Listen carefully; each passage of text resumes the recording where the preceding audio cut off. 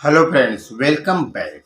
Once again, you're most welcome in your favorite YouTube channel Banjul India. UP test के prospective से इस तरह से आपसे क्वेश्चन पूछे जा सकते हैं कि आपको कोई सेंटेंस दे दिया जाए और आपसे ये पूछा जाए, आइडेंटिफाई किया करने के लिए कहा जाए कि आप ये बताएं कि ये किस टेंस का सेंटेंस है। या इस तरह से भी पूछा जा सकता है कि आपको कोई किसी टेंस का सेंटेंस दे दिया जाए और ये कहा जाए कि इसे आप पैसिव वॉइस में बनाएं।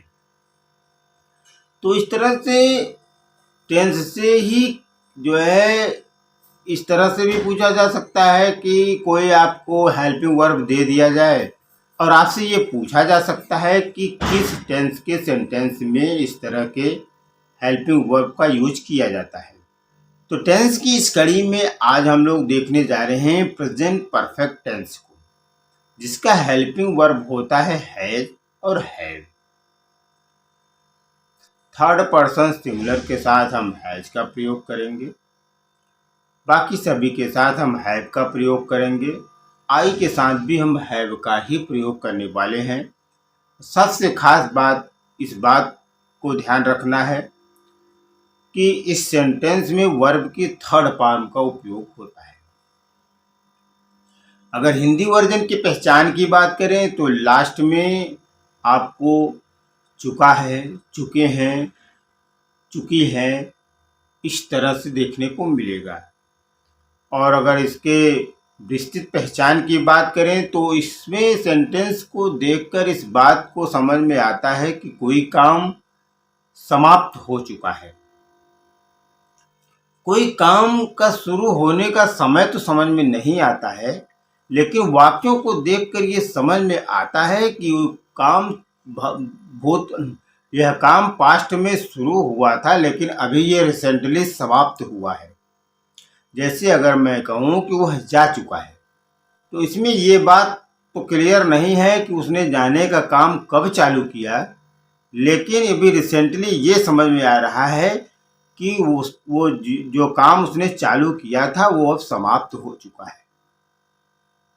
जाने का काम उसने कब चालू किया ये इसमें विदित नहीं है, लेकिन ये समझ में आ रहा है कि वह जा चुका है, मतलब वह जाने का काम कर चुका है।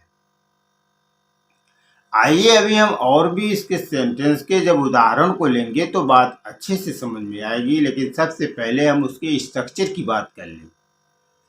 इसमें हमारा हेल्पिंग वर्ब होने वाला है हैज और हैव। तो स्ट्रक्चर होगा subject plus helping verb plus verb की थर्ड फॉर्म प्लस ऑब्जेक्ट। जैसा मैंने अभी कहा कि वह जा चुका है, ही हैज गॉन, वह खा चुका है, ही हैज ईटन, मैं उनसे मिल चुका हूँ, बीन मेट हिम, राधा खाना बना चुकी है, राधा हैज कुक्ड फूड,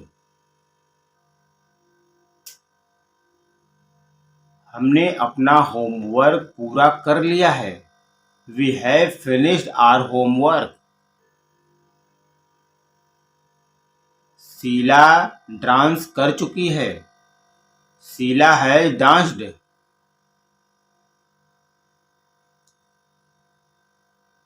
इस तरह से आपने देखा कि सेंटेंस को देखने से ये समझ में आता है कि कोई काम अभी रिसेंटली समाप्त हुआ है। अब अगर इसके नेगेटिव की बात करें तो इसका स्ट्रक्चर होगा सब्जेक्ट प्लस हैज या have plus not plus verb की थर्ड फॉर्म प्लस ऑब्जेक्ट। जैसे उसने अपना होमवर्क पूरा नहीं किया है, वह अभी मार्केट नहीं गया है, he has not gone market yet. Ram अपना होमवर्क नहीं कर चुका है, Ram has not finished his homework. उसने खाना नहीं खाया है, he has not eaten food. Radha dance नहीं कर चुकी है, राधा हैज नॉट डांस्ड।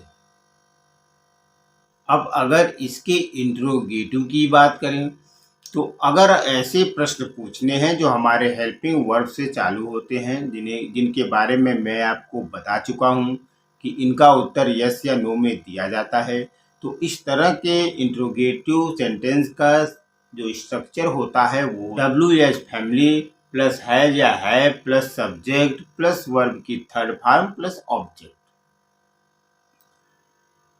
क्या उसने खाना खा लिया है? Has he eaten the food? क्या राम ने अपना होमवर्क पूरा कर लिया है? Has Ram finished his homework?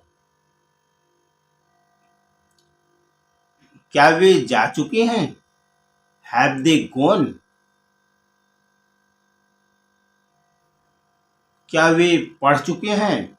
Have they red?